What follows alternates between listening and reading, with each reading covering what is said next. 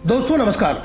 भारत जोड़ो न्याय यात्रा मुंबई के शिवाजी पार्क में विशाल जनसभा के सामने समाप्त हो गया, लेकिन राहुल गांधी ने बहुत सी बातें बोली जिसे सुनने और समझने के बाद आपको लगेगा कि राहुल की बातें 100% सही है। जी हाँ, सुने उन्होंने क्या क्या कहा। हम बारी बारी से आपको वो बातें बताएंगे। सबसे पहले उन्होंने कहा कि मोदी बिना ईवीएम के चुनाव जीत नहीं सकते। सोचे ऐसा उन्होंने क्यों कहा। वजह यह है कि भारत किसी की बपोती नहीं है, भारत की जनता से भारत बना है। बारी बारी से आप सुनते जाएं कि राहुल गांधी ने जनता को अपने संबोधन में क्या क्या कहे, उसे अपने बुद्धि के कसौटी पर परखे और फिर यकीन करें। सुने। मैं आपको बता रहा हूं, ईवीएम के बिना नरेंद्र मोदी चुनाव नहीं जीत सकता है। इलेक्शन कमीशन से हमने कहा कि एक काम कीजिए,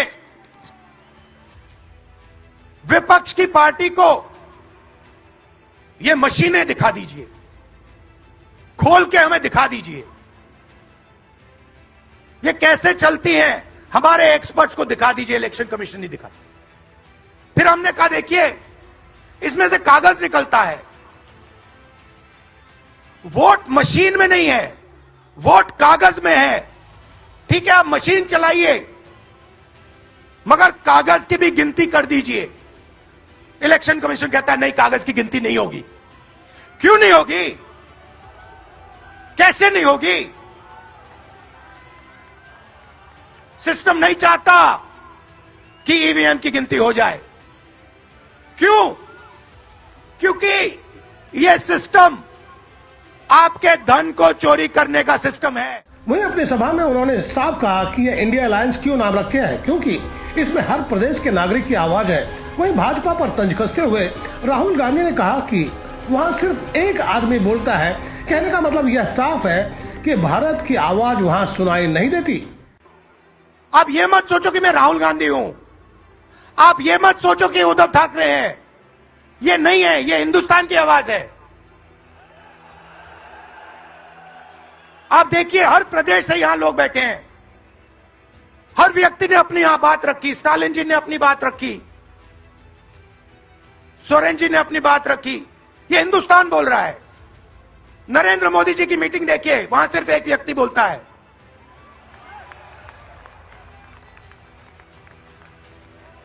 गडकरी जी परे हो जाते हैं, माला के बाहर निकाल देते हैं उनको।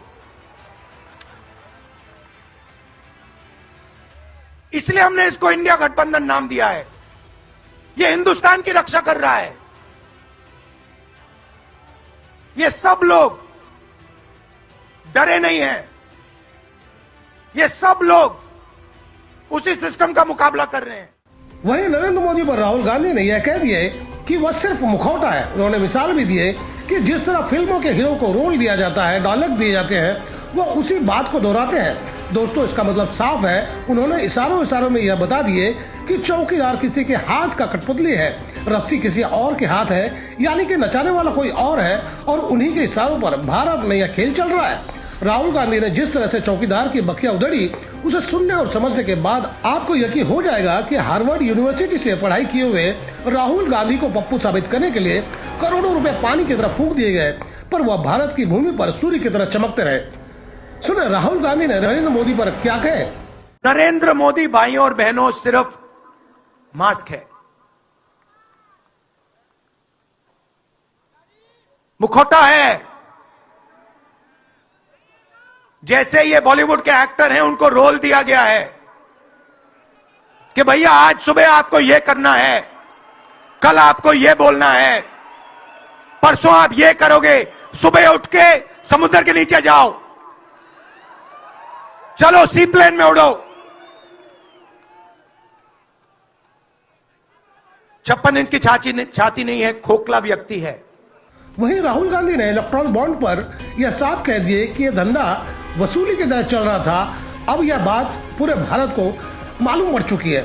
आपको बता दें कि आज की तारीख में देश की क्या दशा है, यह किसी से छुपी नहीं है। पर अपने आका के कहने पर देश की गोदी मीडिया जहां विपक्ष की आवाज को दबा देती है, वहीं उन खबरों को भी टीवी चैनल पर नहीं चलाती कि कहीं साहिब की छवि खराब ना हो जाए, साहिब की छवि पर बट्टा ना लग जाए। दोस्तों, हमारा काम है जनता तक सच और सही खबर पहुंचाना। उम्मीद है आप हमारा सहयोग करेंगे। अगर आपको मेरी खबर बेहतर लगी हो तो लाइक करें, सब्सक्राइब करें और बेल आइकन दबा दें। आप हमें कोई सुझाव देना चाहते हैं तो कमेंट बॉक्स पर लिख भेजें। तो गोपाल साहब को दीजिए इजाजत, हम जल्द दूसरी खबर के साथ हाजिर होंगे।